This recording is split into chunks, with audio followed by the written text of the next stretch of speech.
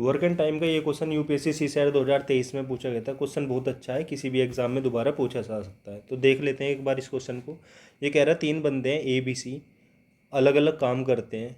ए अकेला उस काम को 8 दिन में कर सकता है, बी 16 और सी 12 दिन में। तीनों का लिख लेते हैं, ए बी सी, ये 8 दिन, 16 दिन, 12 दिन। सबसे पहले तीनों का एलसीएम ले लेते हैं। तीनों का एलसीएम आपका आ गया 48, जिससे पता चलता है कि टोटल काम 48 है। अब तीनों की एफिशिएंसी निकाल लेते हैं कि एक दिन में कितना कितना काम कर सकते हैं। 48 को 8 से डिवाइड करो, ए का आ जाएगा 6, 16 से डिवाइड करेंगे 3 और 12 से डिवाइड करेंगे 4।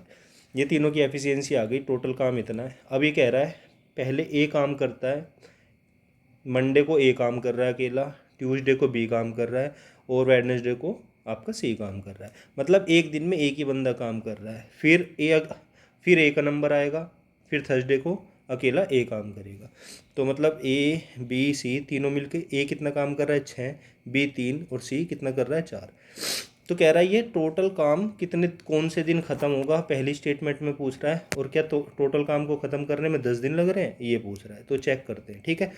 देखो, अगर तीनों काम करें तो 3 दिन में कितना काम हो रहा है, 6 3 9 और 4 13, 3 दिन में 13 काम हो रहा है। 48 के पास तक पहुँचते हैं तो 13 तिया 39, यानी कि 9 दिन में कितना काम हो जाएगा, 39 काम हो जाएगा। भाई 3 दिन में 13 काम, 3 से मल्टीप्लाई करी 39 तक पहुँचे हम, यानी कि आपका 9 दिन में 39 काम हो गया। तो 9 दिन बाद फिर एक ही टर्न आएगी। अब 9वें दिन कौन सा पड़ गया, ये है ना 7वें दिन। तो ये मंडे से स्टार्ट करा था इन्हें, तो 7वें दिन संडे आएगा, 8वें दिन मंडे आएगा और 9वें दिन आपका ट्यूसडे पड़ेगा।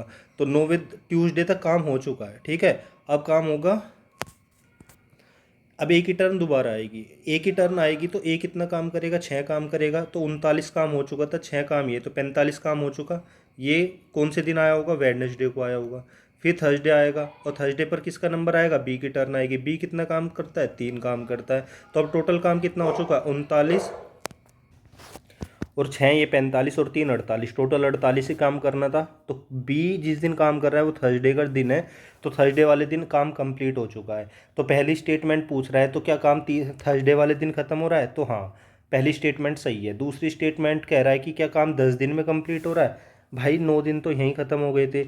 10वें दिन ए आया, फिर 11वें दिन बी आया, तब जाके काम ख़त्म हुआ। तो 10 दिन में काम ख़त्म नहीं हुआ, काम ख़त्म हुआ आपका 11 दिन में। तो सिर्फ स्टेटमेंट 1 सही है, तो ऑप्शन ए, ठीक है।